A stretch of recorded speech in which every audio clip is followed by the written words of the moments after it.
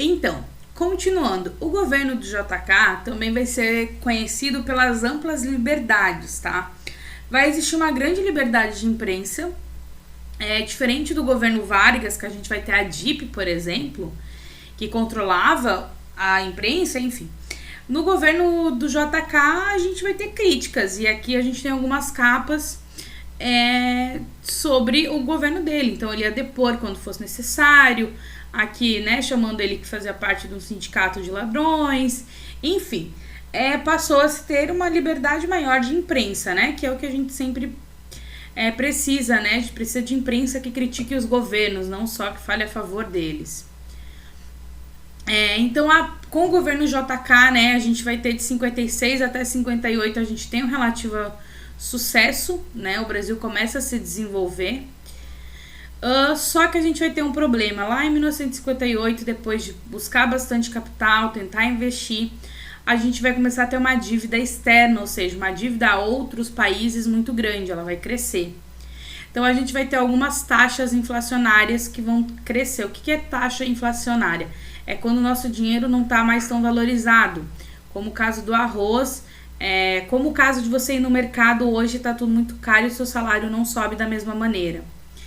Então, entre 1858 e 59, vão acontecer no Brasil mais ou menos 65 greves, né? Greves grandes, tá?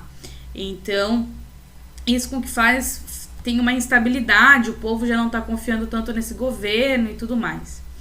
O JK, tentando melhorar a condição econômica do Brasil, ele vai romper com o FMI. Quem que é o FMI? Fundo Monetário Internacional. É um banco, né, um fundo de investimentos que ele empresta dinheiros a juros muito altos. O Brasil até hoje deve ao FMI, ele paga sua dívida até hoje. E era o FMI que condicionava esses empréstimos. E a gente, então, né, vai ter as eleições lá em 59 e o JK não vai conseguir eleger seu sucessor. Por quê? Aqui é uma chart que mostra mais ou menos por que ele não consegue. Então aqui seria o JK e aqui uma pessoa simples, né, um brasileiro pobre, enfim. Meta de faminto, JK. Você agora tem automóvel brasileiro para correr em estradas pavimentadas com asfalto brasileiro, com gasolina brasileira. Que mais quer?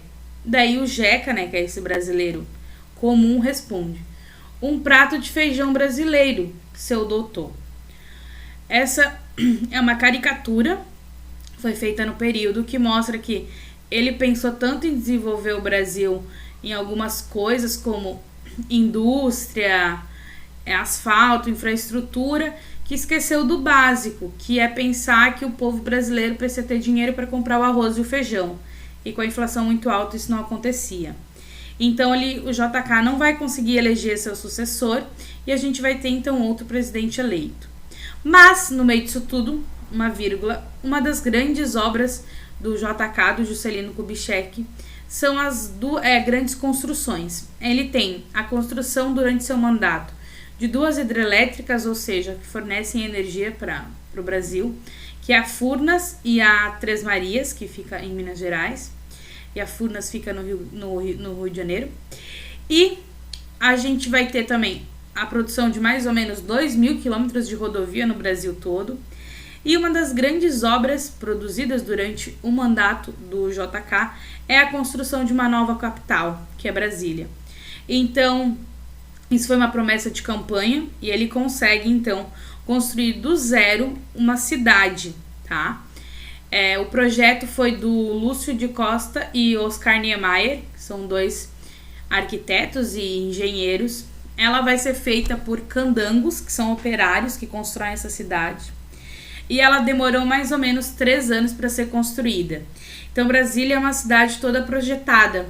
Ela foi inaugurada, então, no dia 28 de abril de 1960, no último ano de mandato, então, do JK.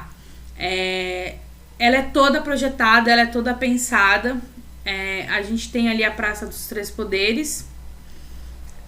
Aqui na inauguração, então, a gente tem a Praça dos Três Poderes, a gente tem as casas onde vivem presidente, vice-presidente. E assim, ela é toda dividida, ela é pensada em modelo de um avião.